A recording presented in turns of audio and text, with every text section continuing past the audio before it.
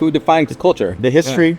How people gather, how people eat, how people like fight wars. Food isn't just food in a recipe. Food is how your people got here. Exactly. You know what I mean?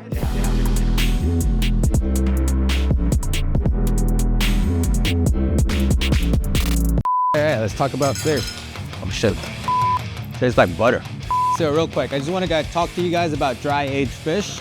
This is what the fish looks like when it's fresh, right?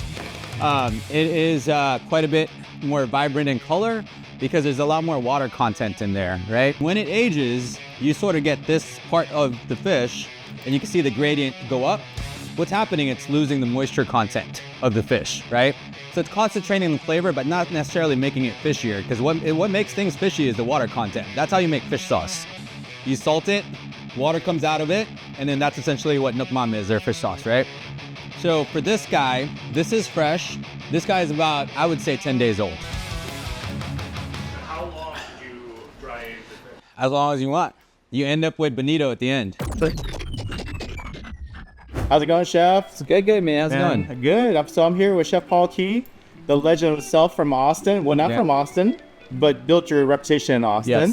Yes. From Houston originally? Actually, I was Houston was my first home in Texas, but I first landed in Virginia. Oh, yeah? Yeah, in '89. How the hell did you Nine years live in old. Virginia? Springfield, Virginia. A lot of Filipinos migrated there because Really? a lot of them, you know, they end up working for like the embassy as drivers and maids and all that stuff, you know? Yeah. That makes sense. Hospitality. Yeah. Hospitality, right? correct. So you're not in hospitality as a Filipino, you're a nurse. Exactly.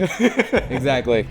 Yeah. Sorry. No, it's the truth though. I It's the had to truth, bring man. that I like out, to bring the stereotypes up, but Yeah. it's the truth. I mean, you figure out what gets you over to this country, and that's what your family does. But then you're in Houston. How old were you when you were in Houston? I moved to Houston when I was 17. My parents are divorced, and then my dad ended up in Houston. What year was that? 97. 97 in Houston. Yeah. That's the height of the tuner phase. Yeah. Like everybody for has sure. a Honda souped up. Yeah. I had a Honda Civic and an MR2 Turbo. Okay, I was in Yeah. 91 Prelude. I live my life a quarter mile at a time. Yeah, but Yeah. that's a time where I wouldn't call it a gang, but Yeah, Houston was different, man. I feel like Virginia, the East Coast, man, the West Coast were going through their gangster phases. Yeah. Houston was just hustle town. Yeah. As soon as I landed in Houston, it was just all about, you know, how do we make it today, you know? And it didn't matter what affiliation you were, what race you were, and that was the awesome thing about Houston. I think Dallas was kind of the same way too. Yeah, for 'cause, sure. I mean, Dallas, we're pretty much the same age. Correct. Yeah. So we kind of have that same mentality growing up where you have your boys, you have your clique, Yeah. you hang out, you fix Yeah. up your car, Yeah. you drive your car late nights, you go For race sure. down the street somewhere, Yeah. right? Westheimer. yeah, I think that's where they go. you guys I never really raced. That was like terrible at all that stuff. I actually was a tuner. Like Okay. I worked in a garage. Yeah. And I used to drop Honda Civics. Okay. Like we had a speed record back in the day. Oh, wow. How fast can we drop this Honda Civic with these iBox springs? Yeah. Remember those? Yeah. So it was 4 guys. We were like NASCAR pitted it. Oh, wow. Like seriously, air gun, Yeah. scissor lift. We dropped a Honda Civic in 12 minutes. That's crazy. 12 Yeah. minutes in and out. Now we're doing food. Yes. What the hell happened? I mean, for me, I knew that the bar nightlife was too fast, and I needed to get out, and I ended up in Austin cooking. So you went to culinary school in 2001. 2001. Yeah. And that was here in Austin? Here in Austin. It was the shortest program I could go to, and I could make my mom happy and have a degree. And it worked, right? Yeah. I mean, it worked tremendously. Yeah. 2001, when did Uchi open up? I didn't join Uchi till late 03, and that was barely their first year. Yeah. Yeah. But I became the de facto chef de cuisine pretty much by 05. Tyson promoted me early on, and I told him, I'll do anything in my power to get you the most. You know, just thank you for the chance. I feel like that's very our culture of growing up. You know, you have a big brother show you, you're gonna ride or die, which is, I know, a saying I don't like to say anymore, because Ty actually educated me on that. He's like, ride or die is easy in the end of it, right? It is. But to ride and live for somebody and help them out, push them, and do all that stuff, that's what I'd like to be here for, you know? I think that's our You goal know? as Correct. as Yeah. chefs, right? Yeah. I mean, people think that just because you cook and you're working professionally as a cook, you're a chef, but chef means a lot more to me than that. The chef means you're a chef isn't always the best cook either. A chef can Absolutely. take people's dreams and ideas and put it together, you know? Absolutely. That's a chef inspires, right? Yeah. So who brought the Southeast Asian flavors to Uchi? I mean, yeah, it swapped when, Tyson won his award. I ended up taking over the reins of the menu and started back then with all of us, when we had a Korean guy, a Taiwanese guy, I had an Indonesian guy. My whole line back then, besides them, were all Japanese too, right? So I had like 4 Japanese guys, and we would just all rap about food. We used to just cook family meal, and then from family meal, that became the actual dishes at the restaurant. What did Japanese guys think about the spice? I mean, they were fine with it. Yeah. And these are the Japanese guys that left Japan to come here. You know what I mean? They didn't want the spice. They want the smoke. Have you been to Japan? I've been to Japan a bunch of times, actually, with the guys. The only time I went to the airport, right, on the way to Laos. I always eat at the airport. That airport is bomb. There's like a crazy good sushi place out there. This is like the only time I made my stop in Japan was in the airport waiting for my flight to Thailand to Laos. Yeah. But I didn't know. I was so young. I didn't know how to explore. Right. Yeah. Now that you're older, like adventure and exploration is exactly what you're seeking. Yeah. And that thing, I think that's what brings the regions, different regions of food and flavors to your food too. Correct. Because you take experiences and throw it on a plate. I mean, for me, that's what food is, right? It's part anthropology, it's part history, it's part, it's a lot of culture. It's all about culture and stories. Food isn't just food and a recipe. Food is how your people got here. Exactly. You know what I mean? Yeah. Exactly. You can tell a lot about a culture by their foods. Yeah. Food defines a culture. Yeah. Food defines the culture. The history. How people gather, how people eat, how people fight wars. The geography. Correct. Right? All of it. Everything. Yeah. Because we're just talking about, one of the dishes I'm gonna serve today is a fermented dish. Sure. That's how we preserve food. Correct. Right? Yeah. And then now, today, up in front of us is this Otoro. Yeah. This is the dry aged one. Yeah. That's another way. About 2 weeks old. Yeah, and that's another way of preserving. Preserve fish, yeah. Should we dig in Let's go here? for it. Yeah, go for it, man. Sorry, I have any chopsticks. It's all go good. For it, yeah. I'm loud. I would eat this with my fingers. I'm flipping it. I'm gonna do it with our hands. This is like A5 tuna quality, right? It's like it just melts. It's butter. Yeah, It's room temperature. It's not cold either, and it tastes good. Yeah, it's not fishy. You don't even smell it. So all you old people that have teeth problems out there, get some butter. Dry aged fish. It's like butter. You don't have to chew it. Just gum it, and it's gonna go down. So this one just has a little bit of aged tamari, and then I put a little smoked olive oil. It was one of my signatures over at Top Row, and it's something I will be serving here at Flower Shop. So, I love playing with food, and I love taking things from one culture, adding another culture to it, and then not necessarily fusing it, but doing things that make sense to the food that accentuates the dish and makes it delicious. So yeah. Absolutely. We're a global economy. We're a global everything now. It's always been like that. That's the crazy thing. So nobody can really claim anything. Since the ships have sailed. Correct. Right?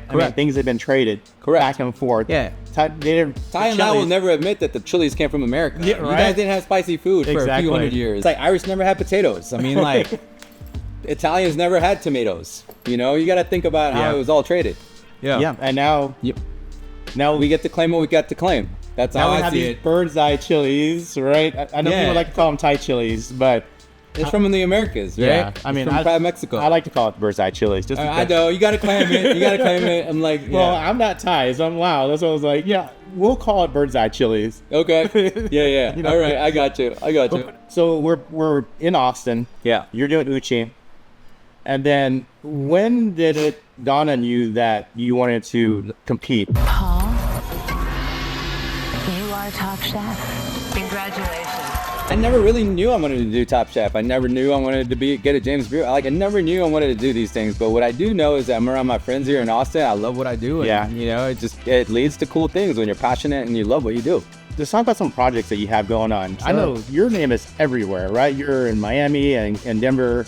I think what drew me to the lifestyles that I chose throughout my life has always been trying to build a community, whether, like you said, with tuners or with, different cliques while growing up, but the end goal was always the thing of trying to create something to where I can, be part of something and be part of, a bigger, I don't know how to describe it, man. I guess family would be the closest word, and just trying to build a community, really, right? Yeah, I did a project in Denver. I was fortunate enough to do a deal in Miami, I was fortunate enough to keep it because they know who I am. Yeah, some controversy going on in Austin. Sure. Popular Austin chef reportedly assaulted his girlfriend.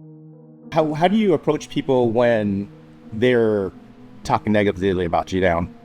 I mean, everybody has a right to their thing. I know that I know who I am, Yeah. and the people that know me know who I am. Right. And that's all I need to be. You know? So I don't fault anybody for any kind of negative. Everybody, you know, life happens. I'm just grateful every day for everything that I have and all the friends I have around me. Got a lot of family here, man. Yeah. I can't let them down. And it's the same thing with my partners here. I mean, when times got tough, I was just, honestly, I was like, let me sign everything to you guys. You guys can have everything. I'll just walk away and I'll start over. I'm okay with that. Yeah. You know, and nobody would let me do that. They're like, what are you doing, man? Just get over yourself, get yourself better, get yourself in the center place, and let's go. You know, and I only have what I have today because I have people that care about me, you know? How do you feel about that now? I feel great, you know, and I mean, like, again, not to touch on too much about that, but all those people are still my family. Yeah, And absolutely. I'm still really close to all of them, you know? Yeah. And it's funny what likes to get, how things likes to get spun, you know? And like, again, I'm not here to change anybody's mind, but all I can be is me, and all I can show you is who I am as a person. And so you got to take it, you know, as it is. Like, Yeah. you could take me for me.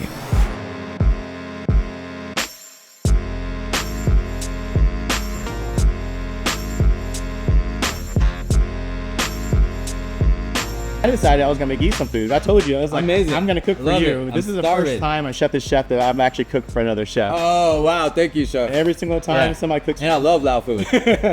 So this is like the epitome of Lao food, right? Yeah. This is like my favorite dish. Like this is like the funky, sour, Yeah. umami. So we have a 3-day rice fermented cured pork rib that we've deep fried. We use rice flour, sugars, fish sauce, all that to get that lactobacillus curing. And on top, we have some sweet dehydrated onions, some lime leaves, and some pickled celery to cut through right through that. So let's dig in, man. Thank you, chef. Go for it, man. Go, you go. All right. All right.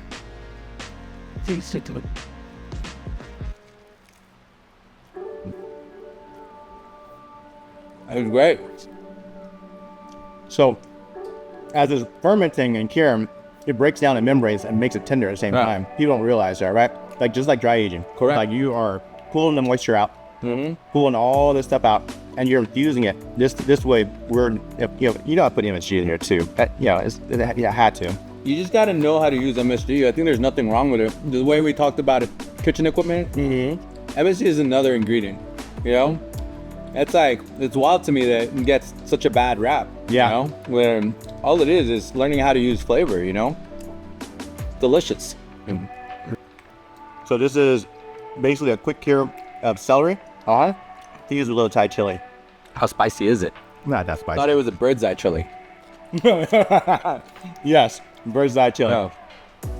Just enough heat to let you know there's some heat there. Well, but this is the type of dish, right?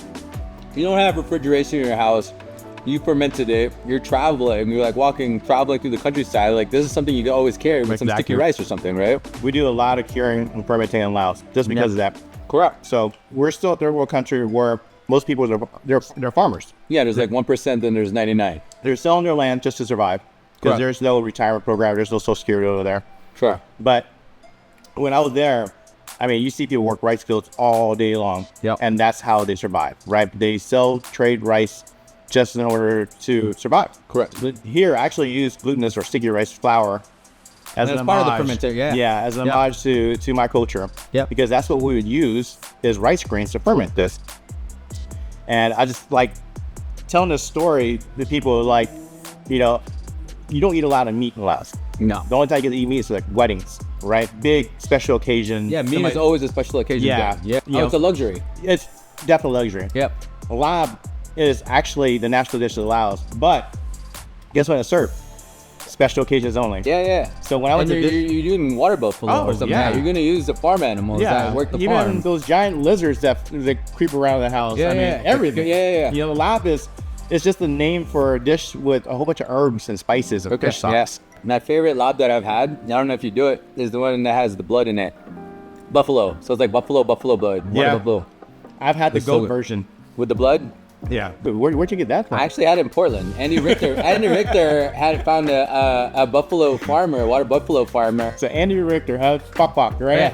Yeah. So yeah, that's. I mean, Yeah. you know, people criticize him a lot too. And there's a misconception because he's trying to highlight Isan. He's a promoter. He's a promoter of Isan. Isan is Lao food. I mean, any type of person will tell you Northern Thai food is Lao food. Yeah. You know, every food that everybody thinks their favorite Thai dish is actually Lao. I'll just say that. All my Thai friends say that. See that? Anybody that cooks it, he don't have to say that. You know? I didn't say it. Chef Paul Qui said it. Yeah, you know. I've been promoting this whole idea for a while, but If the people that know food know what's up. You're right. Yeah. The original. And all the best Thai cooks I know learn from Lao. You have my stamp of approval. All right, cool. You didn't pay me to say this. No, nobody's getting paid for this, actually. We're talking about a project in Miami. Yeah. Named the Pao. Yeah, so my grandmother used to call me Paulo when I was a kid. Paulo, or you know, Filipino is like the double up. It's like Pow Pow, Bam Bam, whatever, right? So it was called Pao. And then when I worked with the Faina, so Alan and his then wife was Jimena, they were just like, you need to name the restaurant after yourself. I'm like, you sure? It's like Miami, it's 2015. You think that we'll understand what Pao is or what a Filipino restaurant is in the most expensive hotel in Miami? They're like, who cares? Just sign your name. You need a table of arms because he's really big on that. You go to any of his places, you have a coat of arms. Oh, really? So my coat of arms at Pao is actually he's dead now, but he was my ride or die. He was a 5-pound Pomeranian that I inherited from my ex-fiance. And he rode with me everywhere, and he was like the most healing thing for me. So he was my logo of arms, but I was a big Naruto fan, so I told him to draw the Pomeranian with 9 tails, and that's the logo for Pao. Awesome.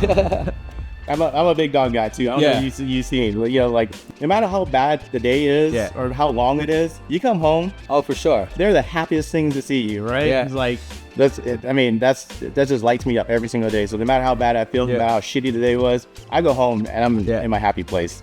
1,000%, man. Cats have entered my life recently. Yeah? It's crazy. What's the difference for the cats? I don't know, man. I had this one cat show up at my house about like last year. I had kittens, and now they all just kind of live with me. So I have like 5 cats and 1 dog. Well, that's because you're probably fucking feeding them. Apparently, it's called the cat distribution system. But you ever heard don't feed the cats? I know. I'm fostering 3 more kittens, so I'm trying to get those guys out of the house, and I'm just trying to chill with my one dog, 1 cat. Where do you find the time? I mean, for me it's nurturing. Like instead of like I don't kick it a bunch anymore. So like for me, being home around a bunch of animals is, like I said, my happy place. It keeps me grounded. All of the riffraffs, all of the shambles, all of the sacrifices and gambles, all of the heat in the kitchen can you handle, all of the blowing of the flame like a candle. So this morning I went to my Austin mom's house. You know how we were talking about. Yeah. So she had a whole like garden, and then I asked her, like, she had these betel leaves, and it's called Pakilad in Laos, and it's designed for a lot of dishes, but this is my favorite one. So we had the leaf that we're gonna do as a wrap, and then on the bottom I made a paste out of dried shrimp, shallots. I mean, it's everything, pretty much everything that all these seasonings that's up top here, all the garnishes is in that sauce, and we made it into a paste. So you're just like a double entendre of flavor. And then we added your Otoro. Let's dig in, man. Yeah, go for it. It's just such a waste. When I cut the tuna, I was like, these traps are all good. Nice scraps. Man. And then the chilies today aren't bird's eye chilies. They're actually chili pekins. Mm-hmm. I found those hiking on the Greenbelt in Austin, harvested them, let them dry out, threw the seeds in my backyard, see if anything grows. Every year. Just give me some seeds. I got you. I mean, they're the perfect bite for spice, right? Especially for something like this. Yeah, it cleans it up. Yeah. How do you like it with the aged stage? It's really good, right? It's fucking delicious. I'll let you put this on your menu. How about that? I might do that. That's amazing. Yeah.